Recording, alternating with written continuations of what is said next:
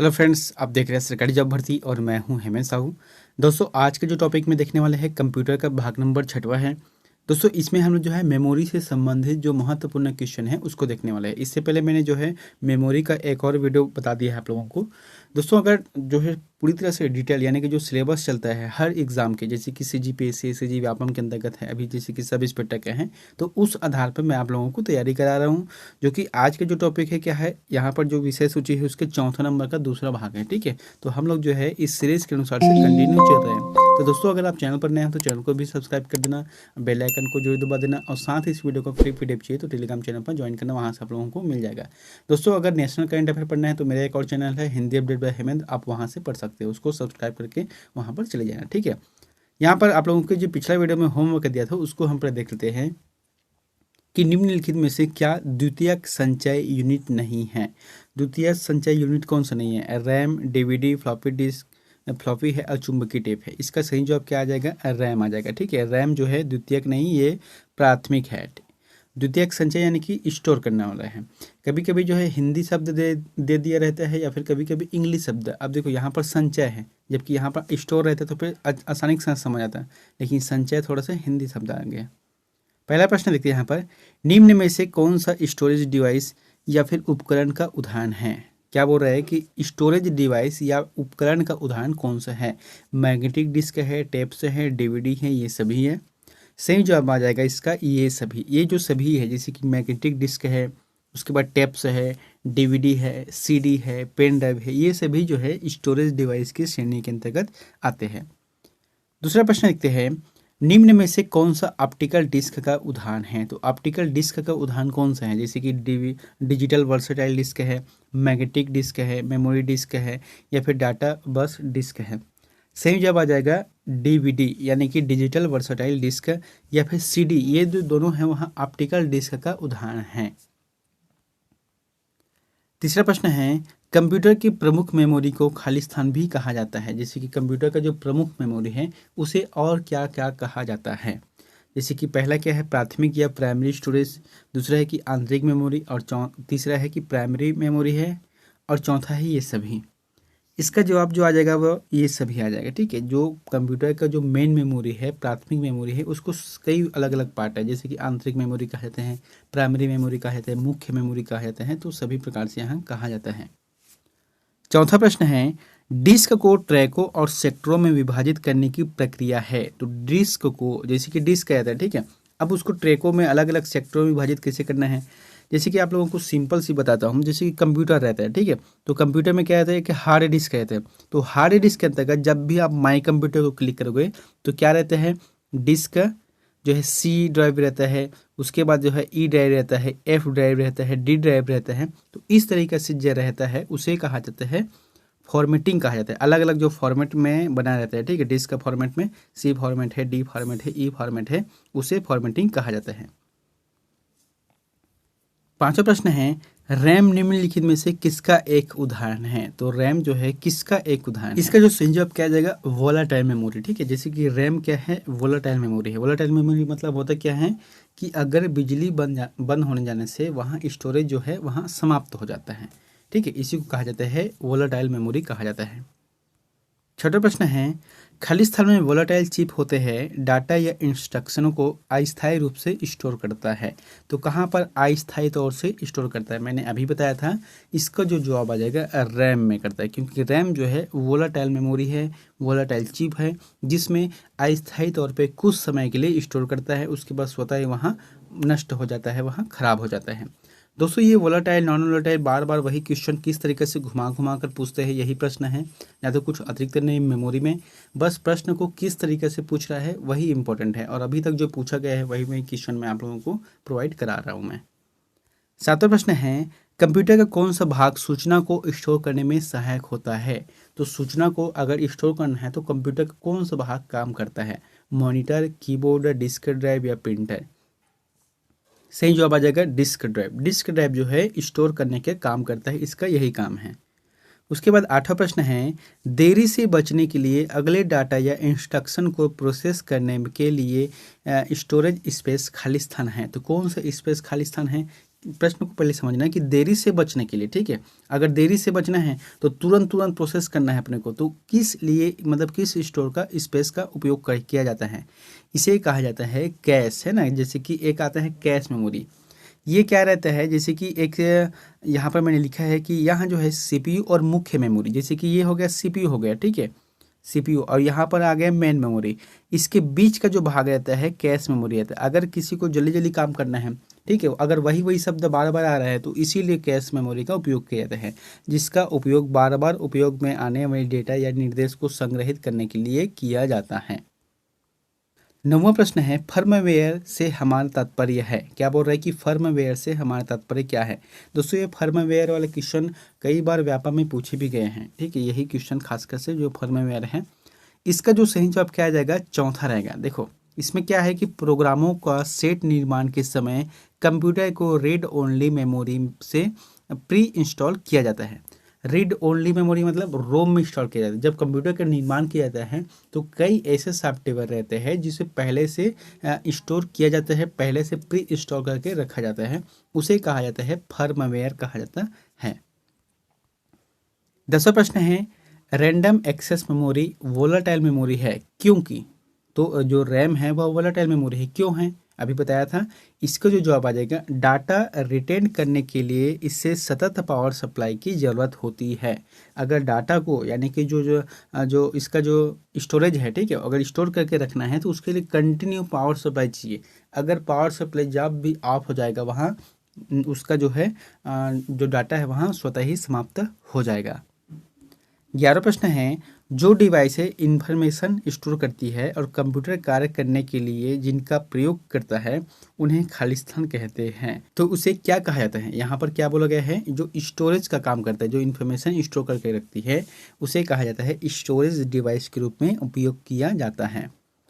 12वां प्रश्न है सीपीयू वर्तमान में जिन प्रोग्रामों और डाटा को प्रोसेस कर रहा होता है उन्हें स्टोर करने के लिए किस कंप्यूटर मेमोरी का प्रयोग किया जाता है। जैसे कि सीपीयू है, ठीक है, आप कोई भी अपना वर्ड हम काम कर रहे हैं उसमें जो भी डाटा का प्रोसेस वर्तमान यानी कि जो करंट में चल रहा है तो उसे स्टोर करने के लिए कंप्यूटर मेमोरी का उपयोग करते हैं। इसका आंसर आ जाएगा इंटरनल मेमोरी। इंटरनल मेमोरी का प्रयोग किया जाता है जो कि कंप्यूटर में ऑलरेडी लगा रहता है। 13वां प्रश्न है जब इसमें बिजली बंद हो जाती है तो मेमोरी के कंटेंट्स गुम या फिर नष्ट नहीं होंगे। देखो प्रश्न को अच्छे समझना कि जब बिजली जो है बंद हो जाती है, ठीक है, बिजली जो है बंद हो जाती है तो फिर मेमोरी कंटेंट गुम नहीं होते, नष्ट नहीं होते, क्यों, क्योंकि इसमें स्वतः ही रहता है। तो किस में रहता है, रोम है, ईपी रोम है, ईईपी रोम है या उपयुक्त सभी। इसका जो जवाब आ जाएगा उपयुक्त सभी। अगर यहाँ पर रैम रहता ना तो गलत आ जाता, ठीक है, क्योंकि यहाँ पर क्या बोल रहे हैं कंटिन्यू रहता है, वो नष्ट नहीं होता, इसलिए ये जो है सभी रोम के एक पार्ट है। देखो यहाँ पर दिया गया इसका फुल फॉर्म भी देख लेते हैं दोस्तों। जैसे कि रोम है तो रोम का क्या है, रीड ओनली मेमोरी। उसके बाद दूसरा क्या है, ईपी रोम है तो erasable programmable read only memory. EEP ROM का मतलब क्या होता है, electrically erasable programmable read only memory. इस तरीके से रोम का अलग अलग पार्ट है। 14वां प्रश्न है CDRW का पूरा रूप है, तो CD जो RW रहता है इसका पूरा रूप क्या है। इसे कहा जाता है compact disc read and write, है ना, ये रहता है compact disc and read and write, यानी कि इसको रीड भी कर सकते हैं और राइट भी कर सकते हैं। 15वां प्रश्न है फाइल सिस्टम स्थायी रूप से खाली स्थान संग्रह में रहता है। क्या बोल रहे हैं कि जो फाइल सिस्टम है वह स्थायी रूप से कहाँ पर संग्रह रहता है। इसका जो जवाब आ जाएगा सेकेंडरी मेमोरी। देखो सेकेंडरी मेमोरी मतलब ऐसे मेमोरी जो बाहर से लगाया जाता है उसे समय पड़ने पर बाहर निकाल दिया जाता है, उसे कहते हैं स्थायी मेमोरी, जो कि सेकेंडरी मेमोरी सहायक मेमोरी है, एक्सिलरी मेमोरी है। 16 प्रश्न क्या है, निम्न में से किस मेमोरी यूनिट को प्रोसेसर द्वारा अधिक तेजी से अधिगम किया जा सकता है। तो अधिक तेजी से अधिगम करना है उसके लिए क्या है, इसका ऑप्शन क्या जाएगा, कैश मेमोरी। जो कैश मेमोरी रहता है वहाँ अधिक तेज गति से अधिगम किया जा सकता है, उसे सीखा जा सकता है। 17 प्रश्न है स्टोरेज डिवाइस कौन सी नहीं है। यहाँ पर जैसे कि दिया गया है उसमें से ये बताना है कि स्टोरेज डिवाइस कौन सी नहीं, जैसे कि CD है, DVD है, फ्लॉपी डिस्क है, प्रिंटर है। तो सही जवाब क्या जाएगा, प्रिंटर है। प्रिंटर जो है एक आउटपुट डिवाइस है। 18 प्रश्न है किसी स्टोरेज मीडिया में स्टोर की जा सकने वाली डाटा की अधिकतम मात्रा को क्या कहते हैं। तो किसी भी स्टोरेज मीडिया है उसमें अगर डाटा को संग्रहण करते हैं तो उसके जो अधिकतम मात्रा को क्या कहा जाता है, उसे कहा जाता है स्टोरेज क्षमता, है ना, उसे स्टोरेज क्षमता कहा जाता है, जो कि अलग अलग जो है श्रेणी में रहता है। 19वां प्रश्न है, जब आप इसमें सेव करते हैं तो आपका डाटा तक भी सुरक्षित रहेगा जब कंप्यूटर बंद कर दिया जाता है, यानी कि कंप्यूटर बंद करने के बाद भी आपका डाटा सुरक्षित रहता है, वहाँ इसे क्या कहा जाता है, उसे कहा जाता है सेकेंडरी स्टोरेज डिवाइस, जो कि आप जो है कंप्यूटर में फिट भी कर सकते हो, बाहर भी निकाल सकते हो, जैसे कि डीवीडी है, सीडी है, फ्लॉपी डिस्क है, पेन ड्राइव है, जो ये सभी प्रकार के यहाँ डिवाइस का उपयोग किया जाता है। 20वां प्रश्न है, रीड ओनली मेमोरी की कौन सी विशेषता इसे उपयोगी बनाता है। तो रीड ओनली रोम की जो है कौन सी विशेषता है जिसे उपयोगी बनाता है, इसका जो जवाब आ जाएगा वहाँ दूसरा रहेगा। रोम में डाटा को खतरा नहीं होता, बिजली ना होने पर भी वहाँ उसमें रहता है, यही इंपॉर्टेंट है, इसे ही कहा जाता है नॉन वोलेटाइल मेमोरी कहा जाता है, ठीक है। उसके बाद 21वां प्रश्न है, कंप्यूटर में स्थायी मेमोरी के लिए किन वस्तुओं का प्रयोग किया जाता है। तो अगर स्थायी मेमोरी का उपयोग करना है तो कौन से वस्तुओं का प्रयोग किया जाता है, फ्लॉपी डिस्क है, टेप चुंबकी है, हार्ड डिस्क है, ये सभी, इसका जो जवाब आ जाएगा वहाँ चौथा रहेगा। 22वां प्रश्न है, फ्लॉपी डिस्क के प्रकार में से एक नहीं है। दोस्तों देखो, फ्लॉपी डिस्क का एक प्रकार है, कौन कौन से प्रकार के मतलब कह सकते हैं, इसका जो आकार में एक प्रकार है, इसका जो सही जवाब आ जाएगा 6 इंच, है ना, 6 इंच का फ्लॉपी डिस्क नहीं होता। बाकी जैसे कि 8 इंच है, उसके बाद जो है 5.25 इंच का है, या फिर 3.5 इंच का है, ये जो है 3 प्रकार के होते हैं फ्लॉपी डिस्क इसका साइज के हिसाब से, लेकिन जो 6 इंच वाला है इसका ऑप्शन सही नहीं है। 23वां प्रश्न है, कंप्यूटर डाटा गैदर करते हैं, इसका अर्थ है कि वे जो है यूज़र, यहाँ पर यूज़र आ जाएगा, मैंने थोड़ा सा मिस्टेक हो गया है, यूज़र को डाटा खाली स्थान करने देते हैं, इसका मतलब क्या होता है, स्टोर, है ना। कंप्यूटर गैदर करते हैं, डाटा को गैदर करते हैं, मतलब क्या करते हैं, एक्सेप्ट करते हैं, स्वीकार करते हैं, उसको एक जो है स्टोर करके रखते हैं, इसीलिए इसका जो आंसर आ जाएगा 4 रहेगा। 24वां प्रश्न है, सेकेंडरी स्टोरेज मीडिया से हार्ड डिस्क में सॉफ्टवेयर प्रोग्राम को कॉपी करने की प्रक्रिया को क्या कहा जाता है। तो इसे कहा जाता है इंस्टॉलेशन कहा जाता है। देखो इसमें क्या बोल रहे हैं, सेकेंडरी स्टोरेज डिवाइस, मान लो जो आपके पास पेन ड्राइव है, जो कि जैसे कि सभी कंप्यूटर जो बेचते हैं उन लोगों के पास रहता है, उसके पेन ड्राइव क्या रहता है, अलग अलग सॉफ्टवेयर अपडेट रहता है, उसका जो सॉफ्टवेयर है रहता है, ठीक है। अगर आपके कंप्यूटर में चाहिए तो क्या करते हैं, वो पेन ड्राइव से आपके कंप्यूटर में पहले इंस्टॉल करें, फिर जाके आप उस चीज़ को उपयोग कर सकते हो, इसलिए इसका जो आंसर जाएगा इंस्टॉलेशन आ जाएगा। 25वां प्रश्न है, कंप्यूटर बंद होने पर खाली स्थान के कंटेंट निकल जाते हैं, तो किसके कंटेंट जो है निकल जाते हैं, मेमोरी के जो कंटेंट है वहाँ निकल जाते हैं, क्योंकि जो स्टोरेज इनपुट आउटपुट ये नहीं है, मेमोरी की ही जो डिवाइस है यानी कि जो डाटा है वहाँ निकल जाते हैं। 26वां प्रश्न है, कंप्यूटर में स्थायी मेमोरी के लिए किन वस्तुओं का प्रयोग किया जाता है। तो कंप्यूटर में अगर स्थायी मेमोरी चाहिए तो किन वस्तुओं का प्रयोग किया जाता है, फ्लॉपी डिस्क का है कि टेप चुंबकी है या फिर ऑप्टिकल डिस्क का या फिर ये सभी, इसका जो जवाब आ जाएगा ये सभी का प्रयोग किया जाता है। 27वां प्रश्न है, निम्नांकित में से कौन कंप्यूटर का बिल्ट इन मेमोरी है। तो बिल्ट इन मेमोरी मतलब क्या होता है, मतलब इसमें रहता है कि कोई भी डाटा को स्थायी तौर पर लंबे समय तक स्टोर करके रखता है, उसे कहा जाता है बिल्ट इन मेमोरी। तो कौन रखता है, रोम जो है स्थायी तौर पर लंबा समय तक रोक के रखता है।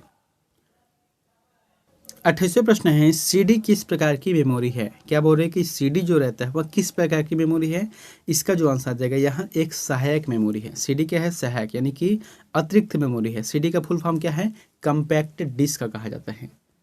दोस्तों 29वां प्रश्न है कि सीडी रोम का उपयोग होता है, तो एक सीडी रोम का जिसे उपयोग करते हैं तो वह किस रूप में होता है, इसका जो आंसर जाएगा compact disc read only memory, यानी कि सीडी को सिर्फ आप जो है पढ़ सकते हो, उसमें और छेड़छाड़ नहीं कर सकते, उसमें अगर एक चीज़ स्टोर हो गया तो फिर वहाँ उसको हम रीड कर सकते हैं, क्योंकि नाम से ये, ठीक है, compact disc read only memory है।